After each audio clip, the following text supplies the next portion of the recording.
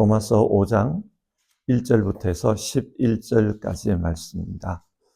주어진 성경 말씀을 한 절씩 교독해서 읽도록 하겠습니다. 1절부터 11절입니다. 그러므로 우리는 믿음으로 의롭다 하심을 받았으므로 우리 주 예수 그리스도로 말미암아 하나님과 더불어 평화를 누리고 있습니다. 우리는 또한 그리스도로 말미암아 지금 서 있는 이 은혜의 자리에 믿음으로 나오게 되었으며 하나님의 영광에 이르게 될 소망을 품고 자랑을 합니다. 그뿐만 아니라 우리는 환난을 자랑합니다. 우리가 알기로 환난은 인내력을 낳고 인내력은 단련된 인격을 낳고 단련된 인격은 희망을 낳는 줄을 알고 있기 때문입니다. 이 희망은 우리를 실망시키지 않습니다. 하나님께서 우리에게 주신 성령을 통하여 그의 사랑을 우리 마음속에 부어주셨기 때문입니다. 우리가 아직 약할 때에 그리스도께서 제 때에 경건하지 않은 사람을 위하여 죽으셨습니다. 의인을 위해서라도 죽을 사람은 거의 없습니다. 더욱이 선한 사람을 위해서라도 감히 죽을 사람은 드뭅니다. 그러나 우리가 아직 죄인이었을 때에 그리스도께서 우리를 위하여 죽으셨습니다. 이리하여 하나님께서는 우리들에 대한 자기의 사랑을 실증하셨습니다. 그러므로 지금 우리가 그리스도의 피로 의롭게 되었으니 그리스도로 말미암아 하나님의 진노에서 구원을 얻으리라는 것은 더욱 확실합니다. 우리가 하나님의 원수일 때에도 하나님의 아들의 죽으심으로 말미암아 하나님과 화해하게 되었다면 화해한 우리가 하나님의 생명으로 구원을 얻으리라는 것은 더욱더 확실한 일입니다. 같이 읽겠습니다. 그뿐만 아니라 우리는 또한 우리 주 예수 그리스도로 말미암아 하나님을 자랑합니다. 우리는 지금 그로 말미암아 하나님과 화해하게 된 것입니다. 아멘. 로마서는 편지글입니다. 편지글이기 때문에 우리가 생각할 때는 뭔가 개인적인 그런 이야기들이 많이 쓰여져 있을 것 같습니다. 그러나 로마서는 아주 논리적인 글입니다. 그래서 로마서를 읽을 때는 전체적인 흐름을 생각하면서 읽어야 합니다.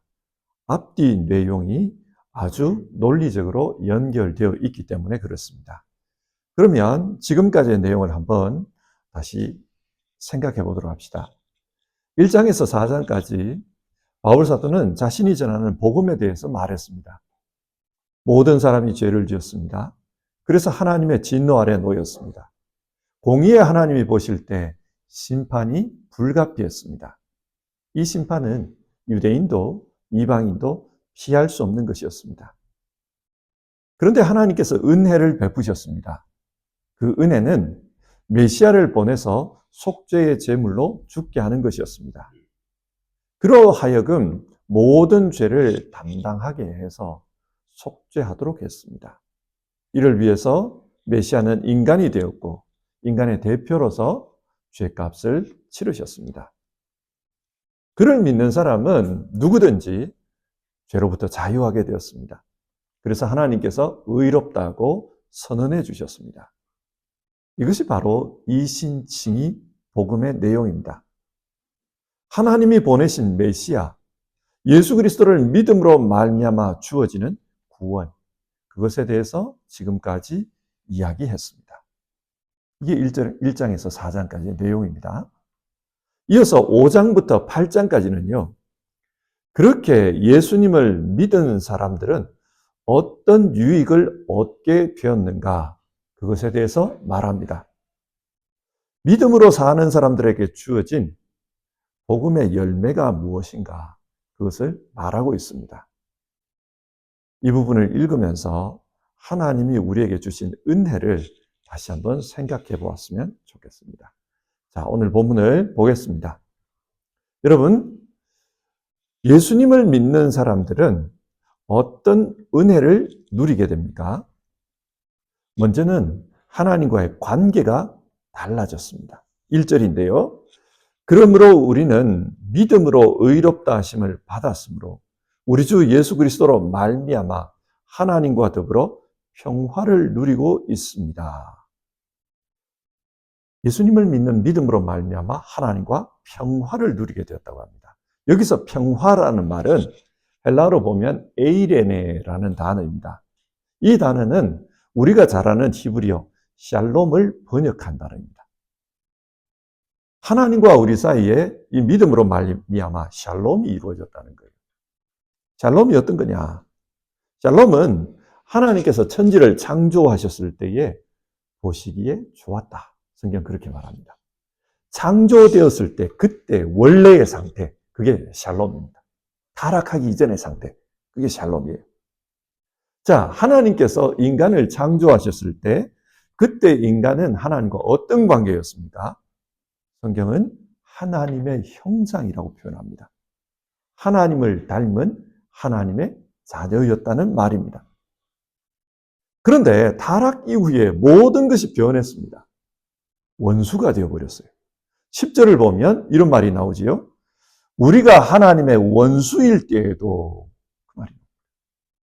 타락함으로 말미암아 우리가 하나님의 원수가 된 거예요. 그런데 하나님께서 예수 그리스도를 통해서 그 원수 관계를 다시 원래의 관계로 회복을 시킵니다. 그래서 샬롬, 평화의 관계가 되었다는 겁니다. 우리가 경험하는 바에 따르면은 원래부터 원수였던 사람보다는 원래는 잘 지냈는데 살다가 원수가 된 사람, 그 사람이 더 밉습니다. 원래부터 원수였으면 저 사람은 원래 저래 기대가 없어요. 그래서 그러려니 생각합니다. 그런데 처음에는 잘 지냈는데 어떻게 하다 보니 관계가 깨지고 원수가 되어버리면 그때는 진짜 미움이 커집니다. 인간이 어떻게 저럴 수가 있어? 어떻게 나한테 이럴 수가 있어? 내가 저한테 어떻게 해줬는데? 이런 생각이 자꾸 나는 거예요. 그러다 보니 관계가 더 악화됩니다. 하나님과의 관계가, 하나님과 사람의 관계가 그렇습니다. 처음에 하나님은 사람에게 자신의 영을 부어주셨습니다. 그 코에 생기를 불어넣으셨습니다. 하나님의 영을 주신 거예요. 그런데 그런 사람이 하나님에게 등을 돌렸습니다. 그래서 참 안 좋은 관계가 된 겁니다. 그런데 메시아 예수님은 이 땅에 오셔서 하나님과 사람의 관계를 다시 회복하셨습니다. 그래서 하나님과 우리의 관계가 평화의 관계, 샬롬의 관계가 되었습니다. 하나님과의 관계가 달라진 것, 이것이 복음을 믿음으로 말미암아 우리에게 주어진 선물입니다. 두 번째로 믿음으로 말미암아 주어진 선물이 뭐냐? 은혜의 자리로 나아가게 된 것이다. 그렇게 말합니다. 2절을 보겠습니다. 우리는 또한 그리스도로 말미암아 지금 서 있는 이 은혜의 자리에 믿음으로 나아오게 되었으며 하나님의 영광에 이르게 될 소망을 품고 자랑을 합니다.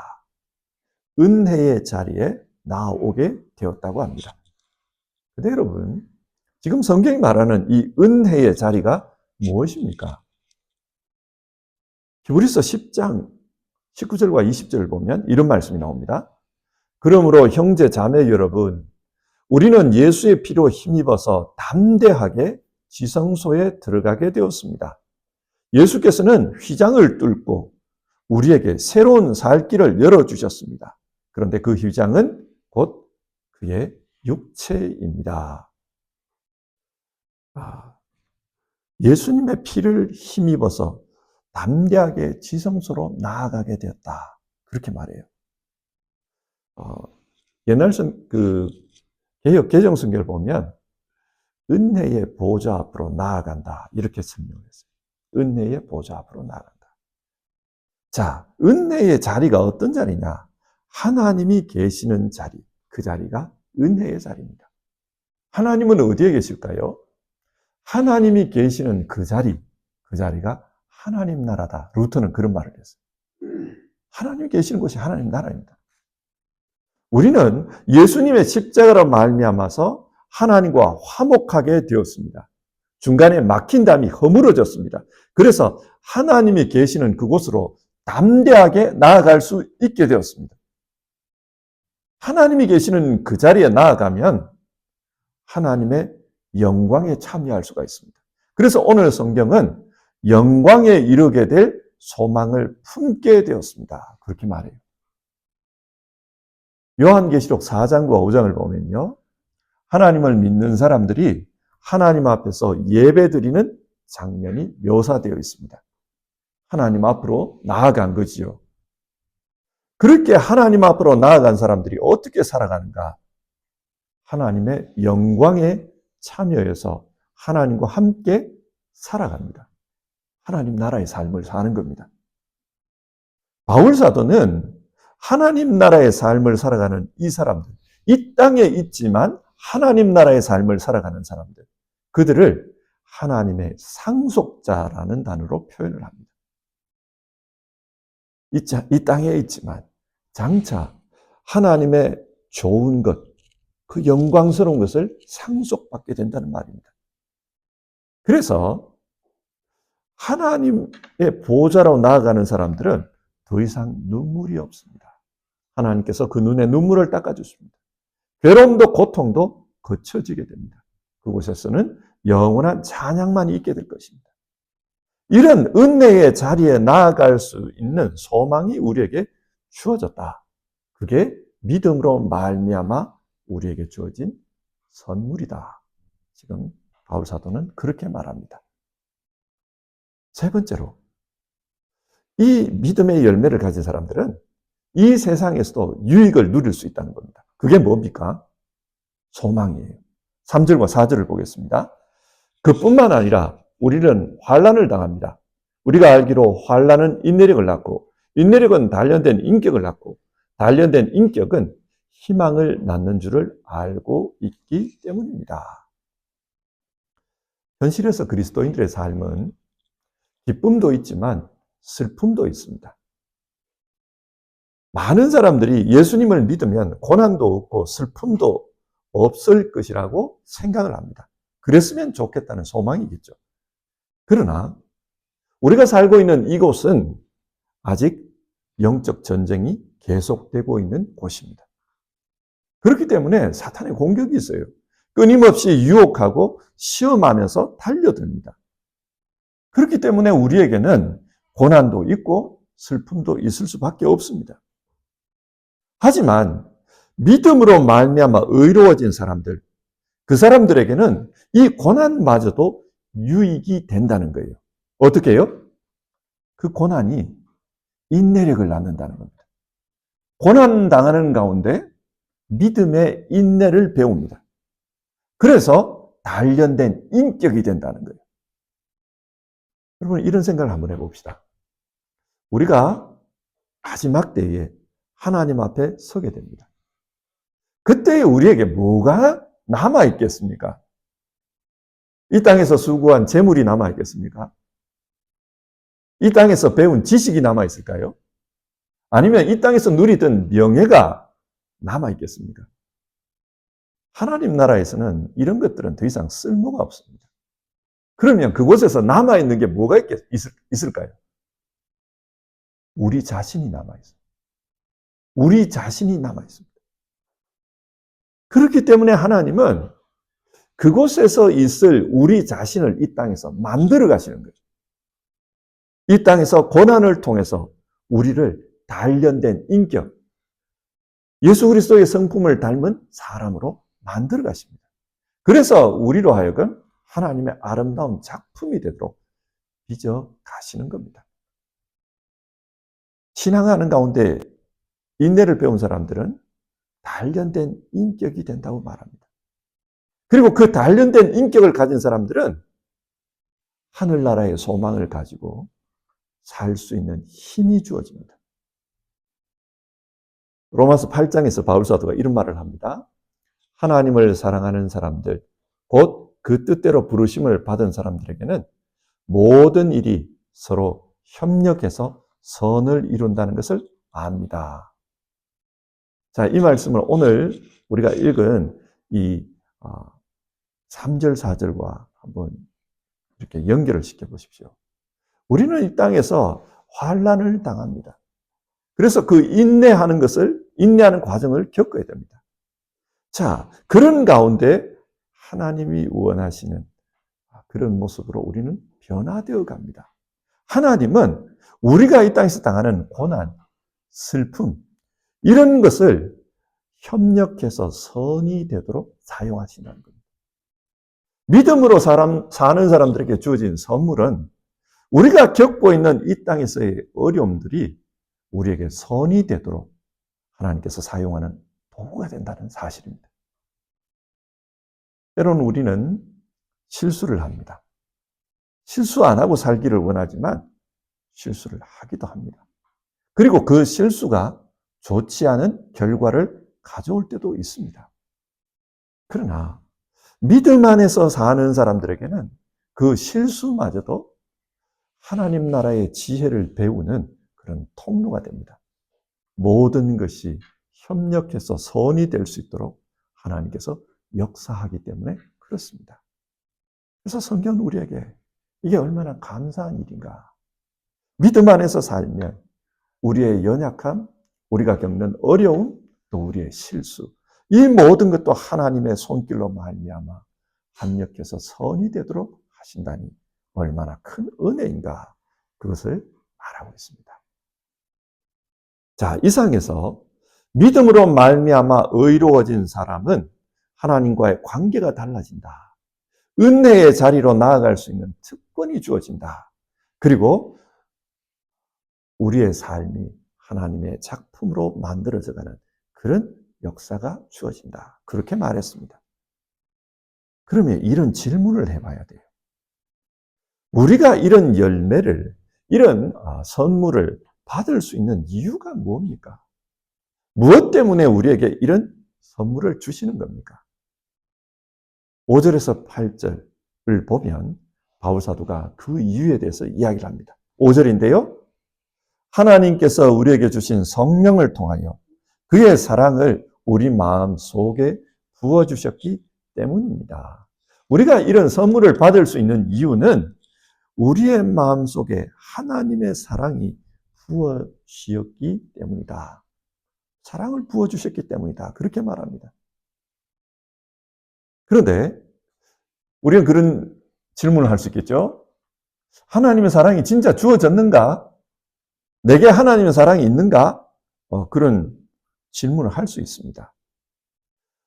5절에서는 하나님께서 우리에게 주신 성령을 통하여 그의 사랑을 우리 마음속에 부어주셨고, 그렇게 말합니다. 하나님의 사랑이 주어진 사람들에게는 성령이 주어집니다. 성령은 우리 주 예수 그리스도를 믿는 사람들에게 임했습니다. 우리가 믿음으로 살면 성령이 우리에게 주어집니다. 그 성령이 하나님께서 우리를 사랑한다는 증거라는 거예요.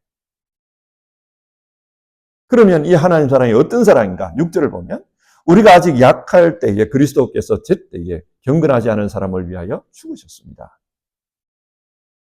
잘 아시는 대로 그리스도라는 말과 메시아라는 말은 같은 말입니다. 그리스 말로는 그리스도, 히브리 말로는 메시아이죠. 우리가 약할 그때에, 우리가 죄 때문에 흔들리고 있을 그때에, 경건하지 않은 삶을 살 그때에 메시아께서 우리를 위해서 죽으셨다고 합니다. 이게 하나님 사랑입니다. 그리고 8절, 우리가 아직 죄인이었을 때에 그리스도께서 우리를 위하여 죽으셨습니다. 우리가 죄인일 때, 그때 우리를 위해서 죽었습니다. 죄인이 어떤 사람이냐? 10절에서는 하나님의 원수일 때에 그렇게 말합니다. 하나님과 원수로 살 그때에도 하나님은 우리를 위해서 메시아를 보내셔 십자가에서 죽도록 하셨다는 겁니다. 이게 하나님 사랑입니다. 연약해서 계속 죄를 지으며 경건하지 않게 살아갈 때, 하나님의 원수로 하나님이 원치 않는 짓만 하면 살아갈 때, 그때 하나님께서 우리를 위해 그리스도를 보내주셨습니다. 이게 하나님의 사랑입니다. 여기 우리 어르신들이 많으시잖아요. 우리 어르신들 젊을 때를 생각하시면 어떤 생각이 드세요? 그때가 좋았지, 그런 생각이 드십니까? 아니면, 그때 참, 내 모습이 그랬지, 그런 생각이 드십니까? 두 모습이 다 있을 것 같아요. 제 생각에.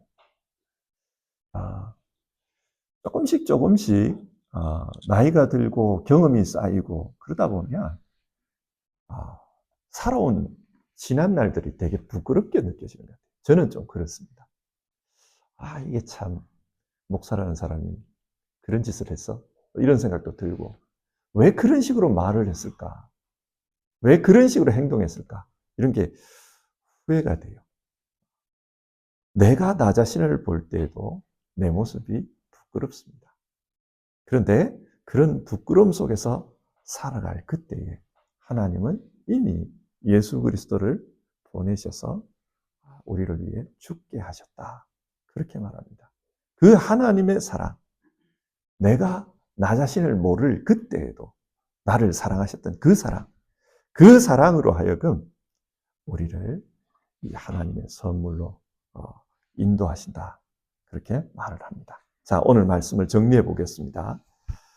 오늘 말씀은 이신친이 믿음으로 말미암아 주어지는 그 하나님의 은혜가 무엇인가 그것에 대해서 말하고 있습니다. 한 단어로 말하면 우리에게 구원이 주어집니다. 그런데 이 구원을 조금 더 부연 설명해서 말하면 오늘 성경은 하나님과의 관계를 새롭게 하는 것이었다. 담대히 하나님 앞으로 하나님의 은혜의 자리로 나아갈 수 있는 특권이 주어진 것이다. 그리고 이 땅에서 우리가 이런 모습 저런 모습으로 살아가지만 그 모든 것이 합력해서 하나님의 사람으로 만들어지게 하는 것이다. 그렇게 말하고 있습니다. 이 일들이 가능한 이유는 예수님을 통해 나타난 하나님 사랑 때문입니다. 우리가 연약할 때, 우리가 죄인이었을 때, 우리가 원수였을 때, 그때 하나님은 이미 예수 그리스도를 세상에 보내셔서 속죄의 피를 흘리게 하시고 우리로 하여금 구원 얻을 수 있도록 길을 열어놓으셨다는 겁니다. 그래서 바울 사도는 이 하나님의 사랑을 생각하면서 이런 말을 했습니다. 누가 우리를 그리스도의 사랑에서 끊을 수 있겠습니까? 환난입니까? 공고입니까? 박해입니까? 그 무엇도 하나님의 사랑에서 우리를 끊을 수 없습니다. 그렇게 말했습니다. 지금으로부터 한 800년 전에 이탈리아의 아시시에 프란체스코라는 사람이 살았습니다. 잘 아시는 분이죠. 그는 부자의 아들로 태어났습니다. 그래서 젊은 시절 근사한 옷을 입고 화려하게 살았습니다. 그러던 어느 날 주님을 만났어요. 이 프란체스코가 만난 그 주님의 모습은 자기를 위해 십자가에 달려 죽은 모습이었습니다. 벌거벗겨진 모습으로 수치스럽게 그렇게 죽으신 그 주님을 만났던 겁니다. 그리고 그 주님께서 이 프란체스코를 부르셨습니다.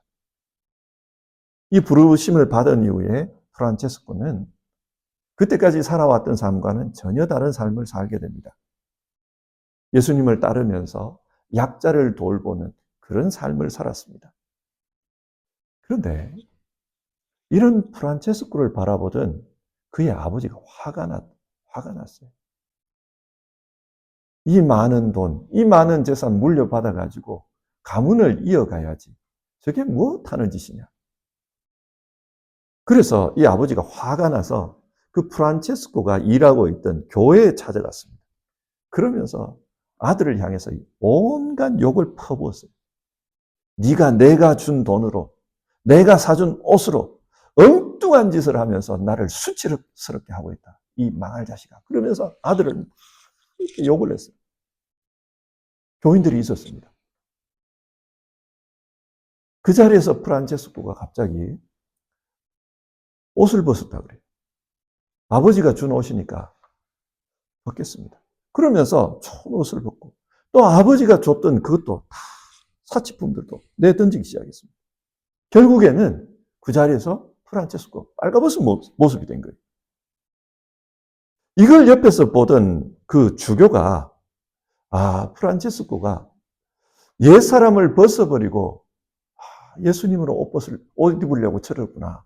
한편으로는 그걸 생각하면서 진짜 믿음의 사람이 감동했지만 또 한편으로는 교인들이 보고 있잖아요. 보고 있는 앞에서 알몸이 되니까 너무 당황해가지고 주교 자신이 입고 있던 주교 가운으로 프란치스코를 감쌌다고 해요. 알몸을 이렇게 감싼 겁니다. 여러분, 이 이야기가 뭘 말할까요? 우리가 받은 은혜가 이런 겁니다.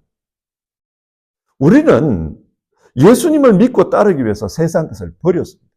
벌거벗은 자가 된 거죠. 그러자 주님께서 자기 것으로 우리를 덮어주셨습니다. 우리의 수치스러움을 덮어주셨고 주님의 영광이 빛나는 그런 하나님 사람의 옷으로 입혀주신 겁니다. 우리의 신분이 달라졌습니다. 우리는 하나님의 은혜 보좌로 나아갈 수 있는 사람이 되었습니다. 그래서 천국에서 하나님의 상속자로 살아갈 수 있게 되었습니다. 우리는 때론 이 땅에서 실수하고 어려움을 겪으며 눈물을 흘리지만 모든 것이 합력돼서 선이 되도록 하나님께서 우리와 함께 하시며 그렇게 만들어 가십니다. 그게 우리입니다. 성도 여러분, 우리는 그런 은혜를 입었습니다. 이 은혜를 생각하면서 우리 모두 살았으면 좋겠습니다. 은혜를 기억하면서 우리 앞에 주어진 믿음의 길을 잘 달려가는 우리 모두가 되기를 바랍니다. 우리 함께 찬송하고